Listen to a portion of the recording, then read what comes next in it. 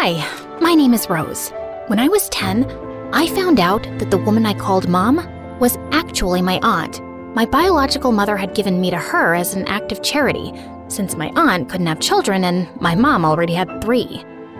Ever since then, I haven't stopped wondering, was I an act of kindness or just an act of neglect? People always said I had a unique look, olive skin, this odd shade of green eyes. I started wearing glasses at 6, so maybe that ruined the effect. Doesn't matter.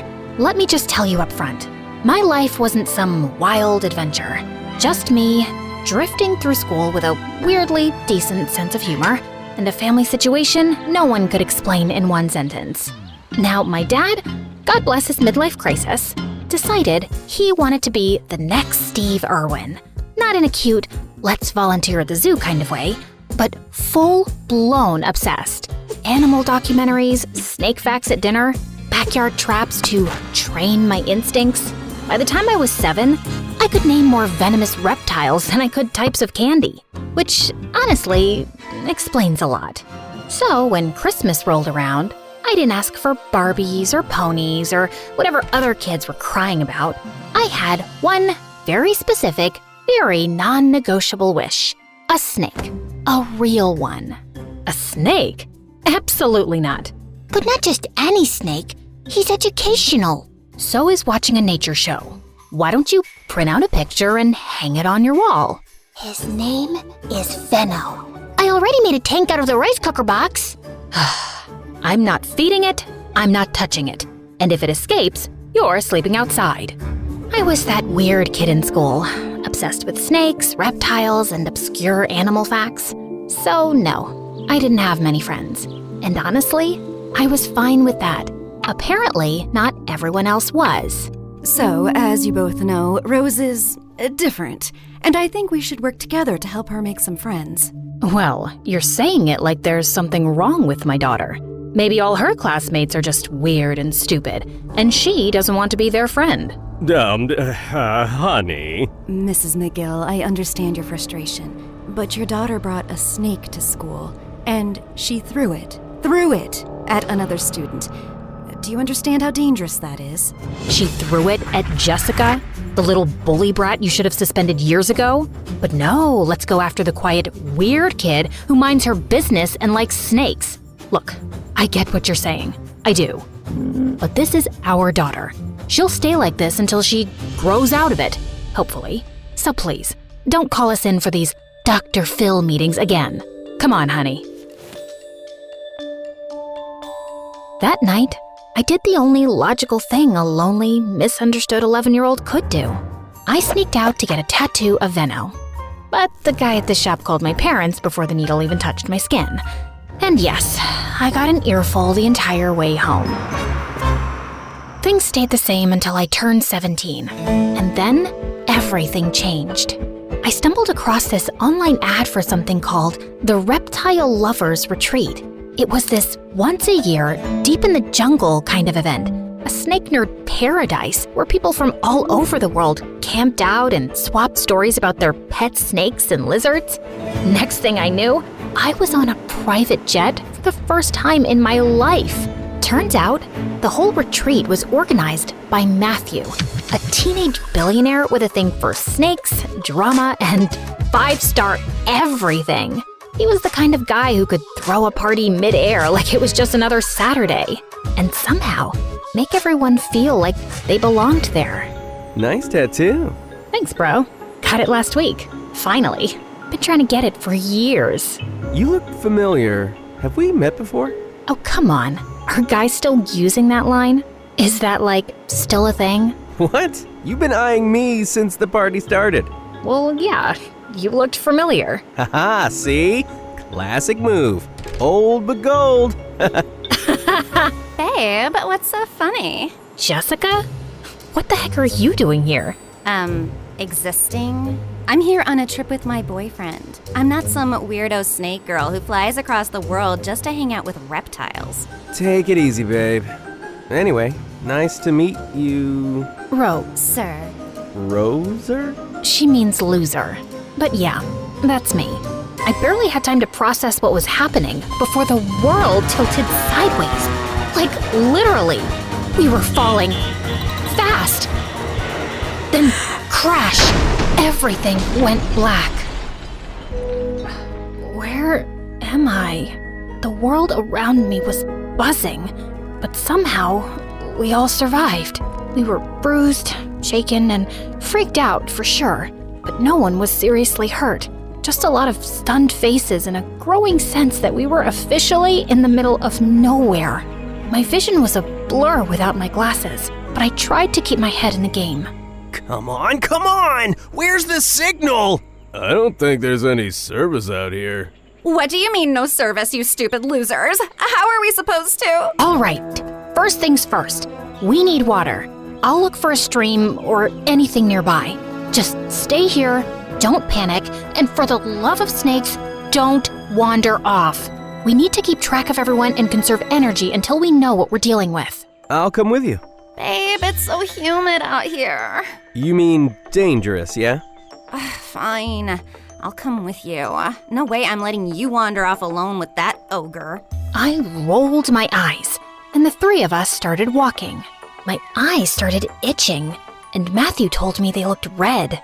For hours, Jessica kept making snide comments whenever she could squeeze them in, but I was too focused to give her the reaction she wanted. It's so humid. I swear I just felt a bug crawl into my shoe.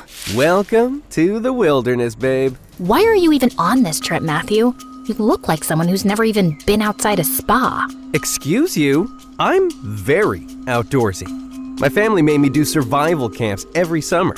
You know, learn grit. Apparently being born rich means you have to earn your personality.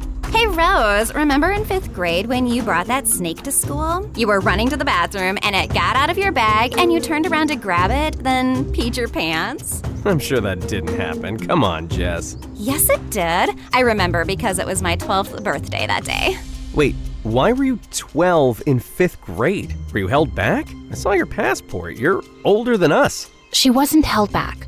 Some people just start school later than others. Why are you defending her? Because she's a helpless little weirdo who will jump at any chance to be my friend. And fine, yes, I was held back. There, I said it. What now? You gonna break up with me? No, babe, I was just... Save it. I'd rather walk alone and get eaten by a wolf than spend another second with you and that snake perv. Whoa! Just then, Jessica fell into a trap. A rope whipped around her ankle and yanked her up, leaving her dangling upside down midair. Help! Help! Oh, what are you two idiots doing? Oh, sorry, babe. Not you. Her! Say sorry to Rose first. Matthew, listen. The fact that there's a trap here suggests there might be hunters nearby. Maybe we finally found someone. Wait, I hear footsteps.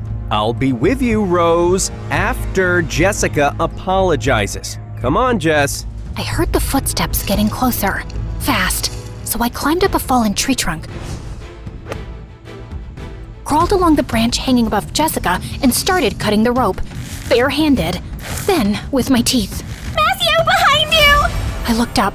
A group of people stood there, dressed in what looked like traditional tribal gear. They were watching us. Their leader, a tall, stone-faced man, stepped forward. Everyone went silent.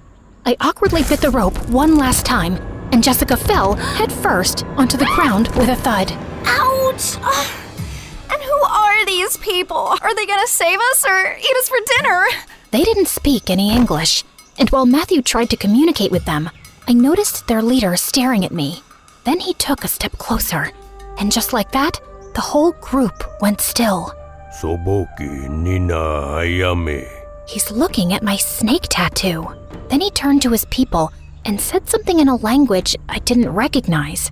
Suddenly, they bowed to me, like full-on prostrated. The leader gave a signal.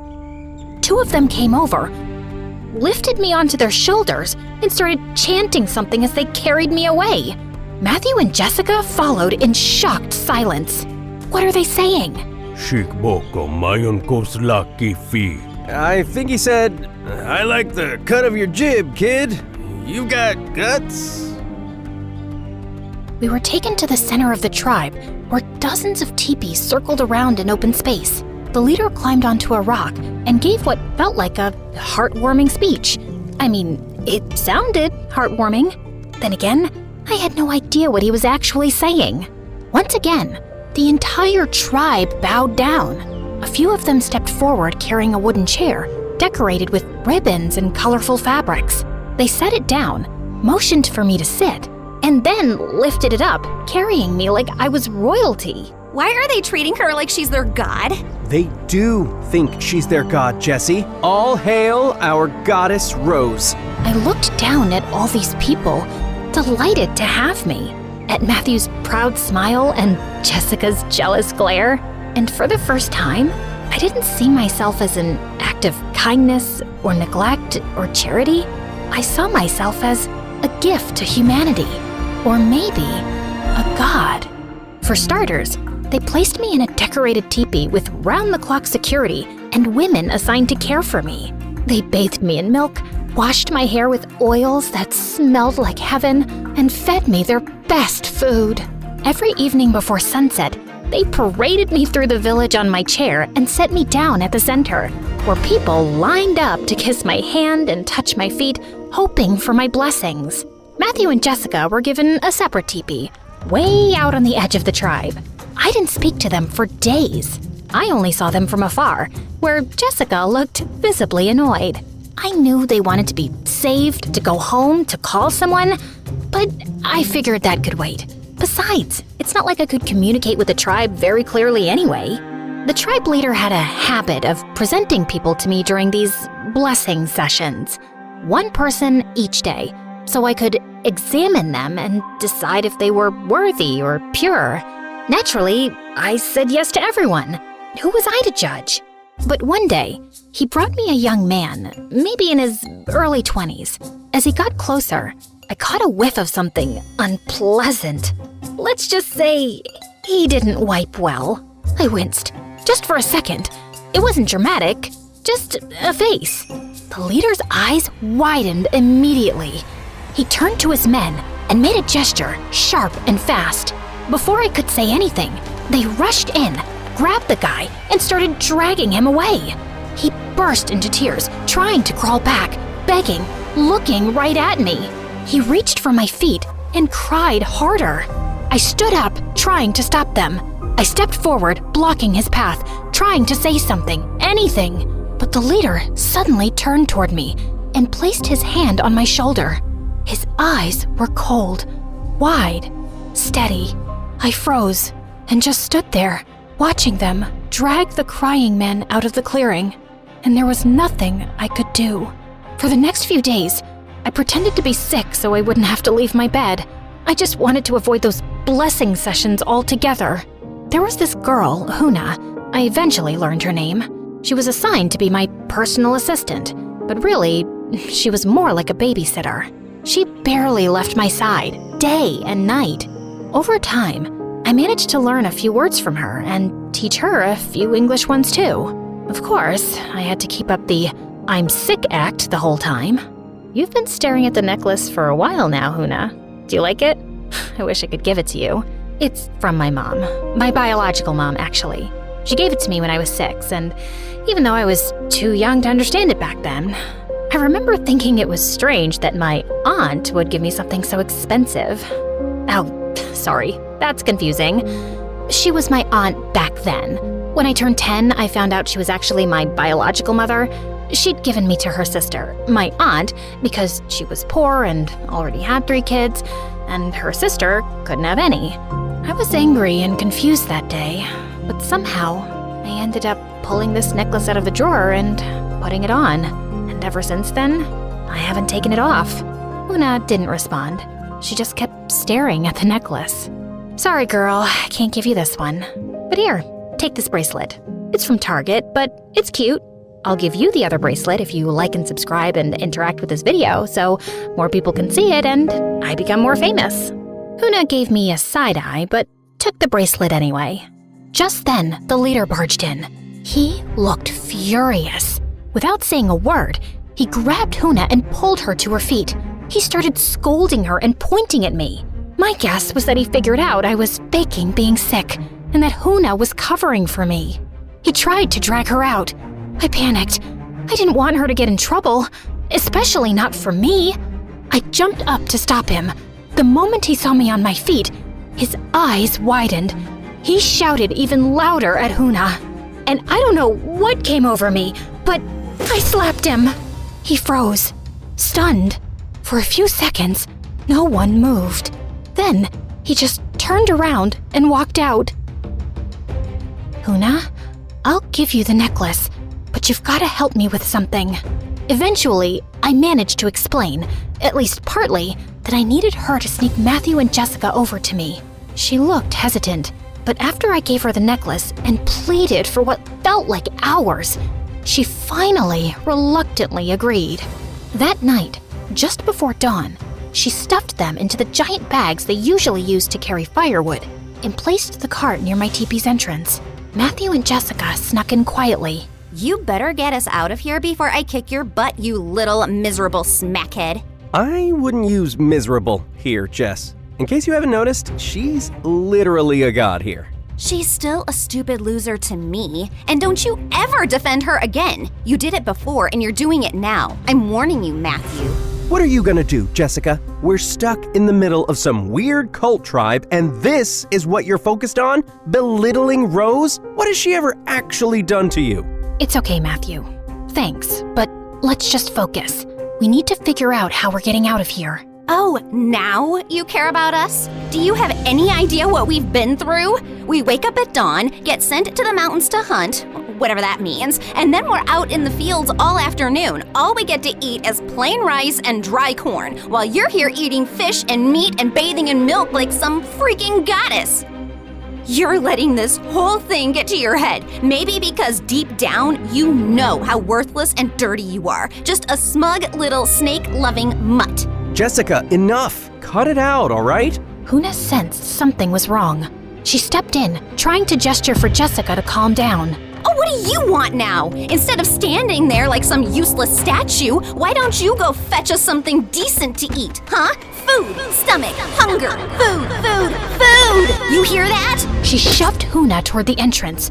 Matthew rushed to stop her. I'm tired. I want to go home. I miss my bed so bad. It's okay. Calm down. Rose will help us figure this out. She's an idiot. She never does anything right. She killed my brother. Yeah, she did. You didn't know that, huh? We were best friends, Rose, for 10 years. And then that night, you showed up crying, pouring rain, screaming about your mom, aunt, whatever. My brother, he came running down to check what was going on, and he tripped over you. Yeah, she was lying on the floor crying because she's that dramatic. He just had surgery, okay? He wasn't supposed to fall. Now he's in a coma, and every time I see you smiling and pretending like it didn't happen, I see him lying there. You didn't just ruin our friendship, you ruined everything. Jess, that's not fair. You can't blame her for that. I'm sure Rose is sorry. God knows how sorry I am. I think about it every single night. I've said I'm sorry more times than I can count. Yeah? Look how sorry you are. Getting pampered like royalty while we rot out there. You and your crocodile tears. I'll never forgive you. I'm sorry. I'm sorry. I'm sorry. I was crying hard. That incident never left me. It came right after I found out about my mom and aunt. And then Jessica completely cut me off. She hated me. Made sure everyone else did too. That's when I started isolating. When I got more into snakes. They didn't judge. I took a shaky step forward, trying to reach out, maybe just to plead. But Jessica looked at me with pure disgust. Then she spat on me.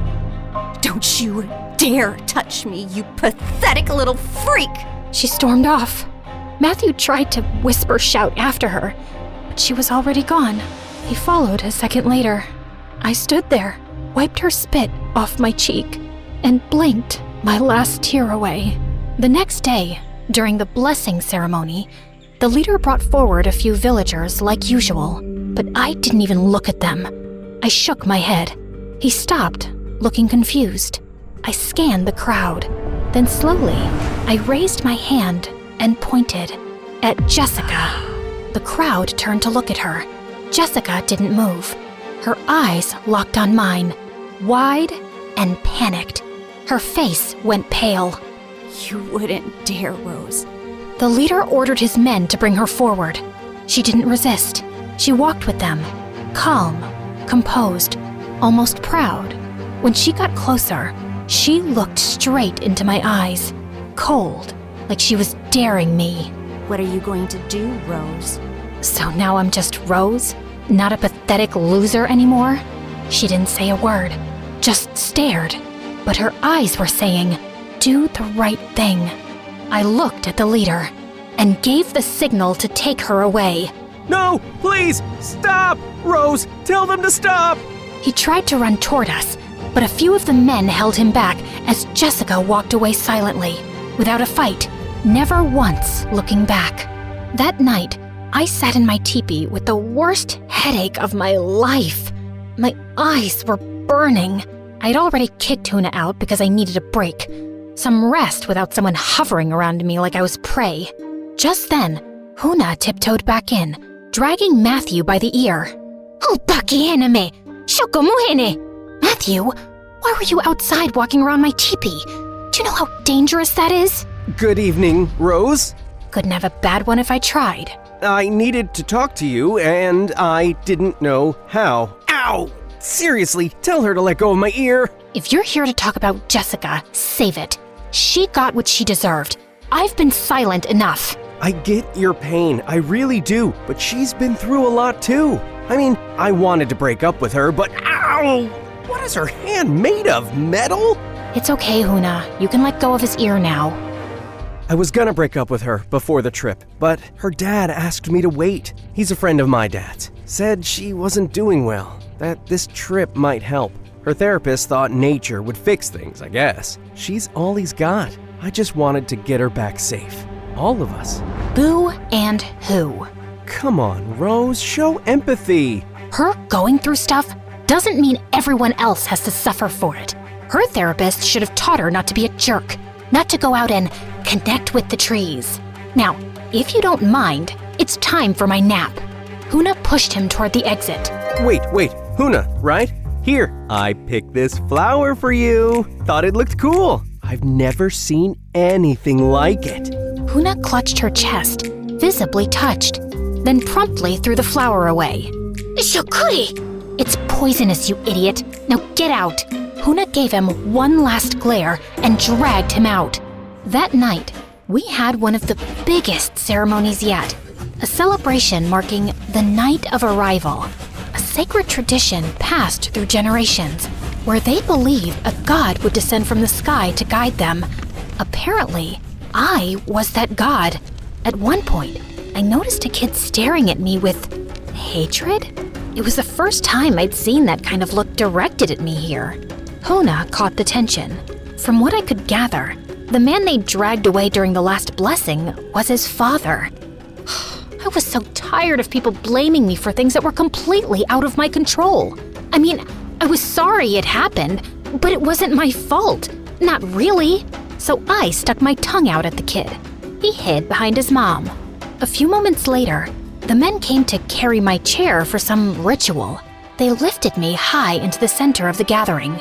Some people cheered, others bowed, and as I sat above them all, I felt it. No matter what I did, they would keep worshiping me.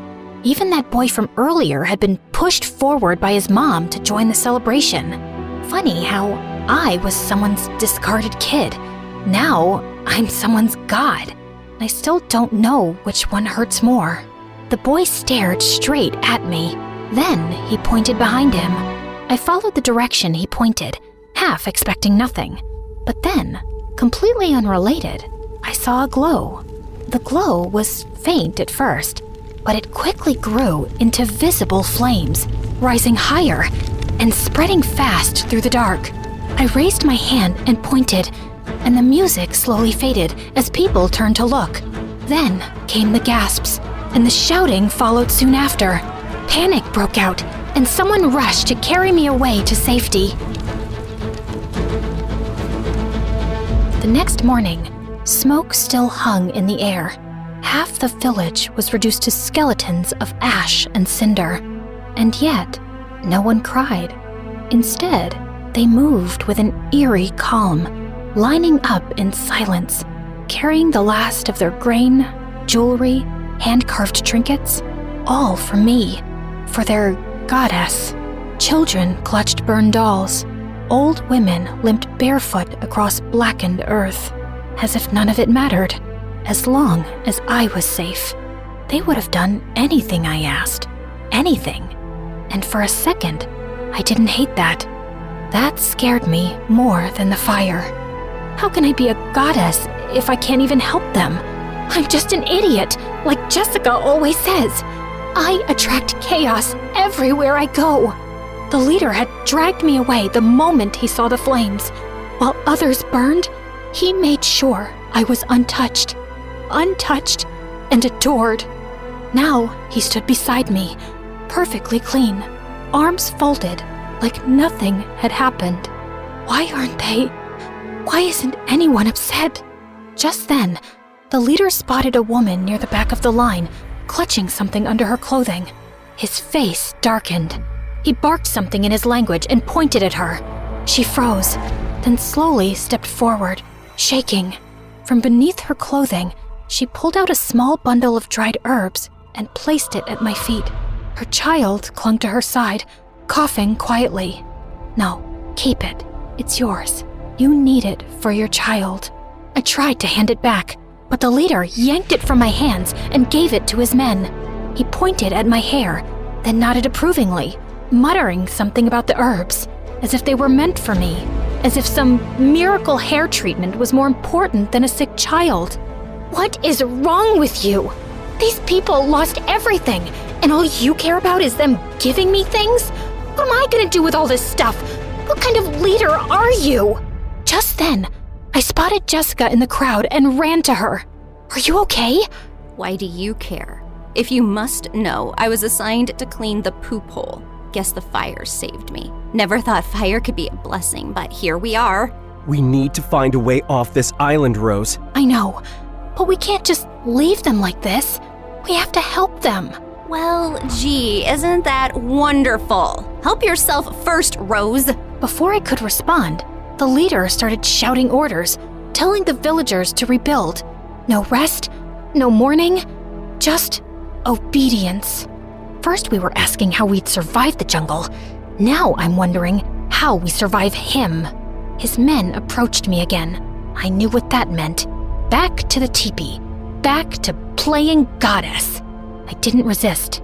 I just walked silently, trying to figure out how the heck we were going to get out of here. That night, I sat in my teepee, waiting for Huna to sneak in Matthew and Jessica. But just then, I heard voices outside. I peeked through the fabric and saw the leader and several villagers gathered, tense and angry. In the center was Huna. The leader was holding my mom's necklace. They must have found out she had it and assumed she stole it. But why wouldn't they ask me first? Why jump to punishment? That was it. I stormed out and pushed through the crowd. I grabbed the leader by the horned band on his head and stared down at him. Everyone, he's not pure. I don't give him my blessing. Take him away. Why are you looking at me like that? I said, take him. But no one moved.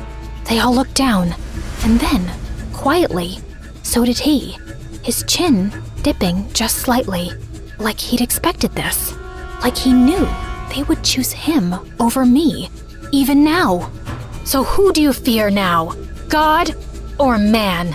I walked over to Huna and helped her to her feet, and for a second, everyone just watched, waiting for me to lead, to fix it. The weight of it hit me all at once, and it made me realize something.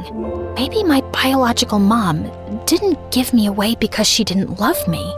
Maybe she was just overwhelmed, trying to survive with more than she could carry. I used to hate her for that, but now, faced with such a big responsibility to help Huna and the others, I finally understood how overwhelming it could be. And I was going to make a different choice. I wasn't walking away. Inside, Matthew and Jessica were already waiting. Hey, Huna. Looking lovely today. Anyway, Rose, we found a boat on the shore. It looks solid, newly built. Since everyone's busy rebuilding the village, we figured we could take it. Tonight, get ready. And leave everyone? With that jerk still in charge? You didn't seem to mind when he was pampering you. Yeah, and you're really making it hard for me to regret punishing you. She rolled her eyes. Anyway, you guys can go. Try to get help. Sounds like I'm the only one who can stop that man from hurting more people. I'm their god, remember? I'm safe. Just then, Huna reached over and squeezed my hand. Father, leader. Wait, he's your father? Wow, this man just keeps giving. Huna gestured for us to wait and slipped outside. 5 minutes later, she returned with folded clothes, disguises. We changed quickly and followed her out. We walked through the woods in silence for about 20 minutes. Remind me again, why are we following this primitive girl deep into the jungle? What if she's leading us to be sacrificed? Let's go back, guys. I mean, this place is messed up enough, even for you, Rose. They think I'm something sacred, like a spirit their ancestors waited for. The tattoo, the crash, the timing, it all fits some old legend, I guess. Yeah, plus those weird red-green eyes and your olive skin. I mean, you're also like goddess-level beautiful. Whoa, look at that! We had arrived. In front of us was a hidden stash. Crates of food, piles of fruit, and even gold. Not a few coins, but full chunks and trinkets. All hoarded by the leader, probably taken from the people or gathered during raids. I wasn't even sure if he knew what gold was, or just kept it because it looked shiny. We need to leave tonight. If we make it to the mainland, maybe we can bring help, especially if we tell them about this. Smart thinking showing us this spot, Huna. Huna blushed, smiling shyly. Jessica rolled her eyes and ran toward the pile, stuffing gold into her pockets.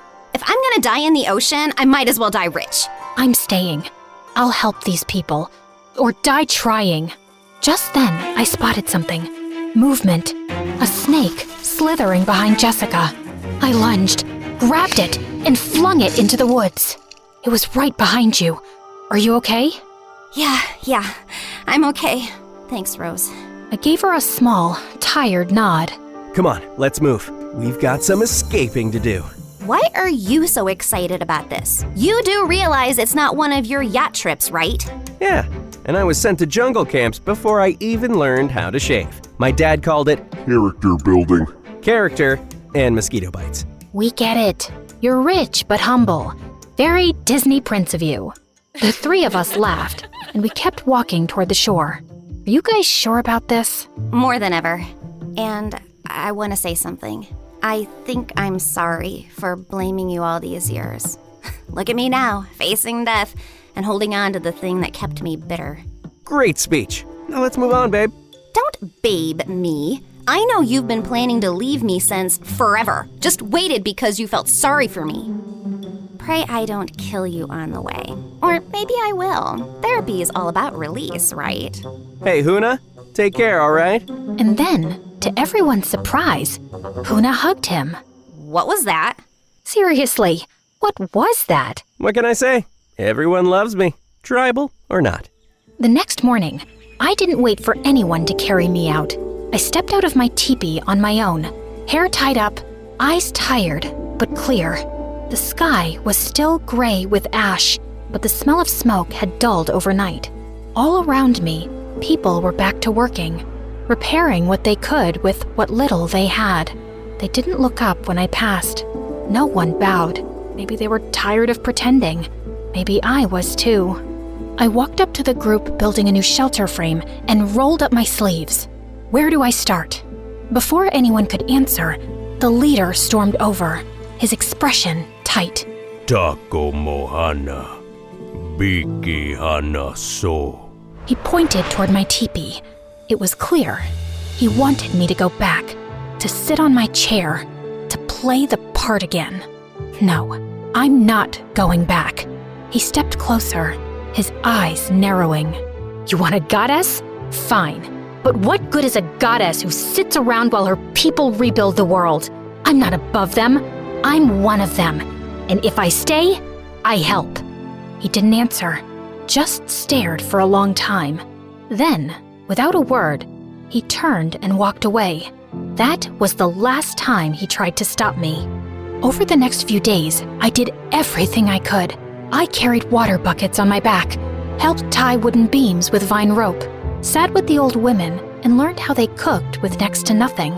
Huna showed me how to sharpen sticks into tools, and even taught me the word for thank you in their language. I said it a lot. Some of the villagers still looked at me with confusion, others with quiet surprise. But a few started nodding back, offering me fruit, smiling, just a little.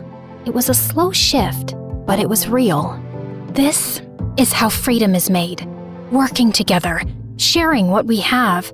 Don't you want to live in a place where we smile at each other as we pass, instead of hurrying away worried you might be punished? Where you get to choose your leaders, not fear them? I took Huna's hand and spun her around into a playful dance. She laughed, shy at first, then let herself enjoy it. Freedom doesn't mean chaos. It means you get to choose when to work, what to believe, who to follow. You don't have to give your food or your herbs or your memories to a god just to feel safe. You're already worthy. You're already free. You just forgot how to be. And then, on the 5th morning, I heard the sound.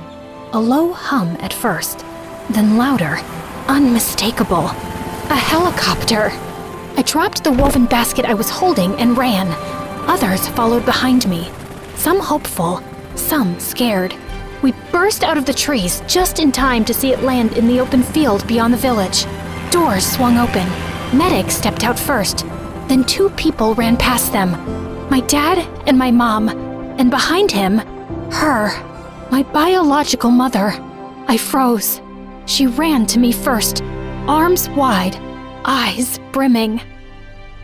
Rose! Oh my God, Rose! I let her hold me. She was shaking.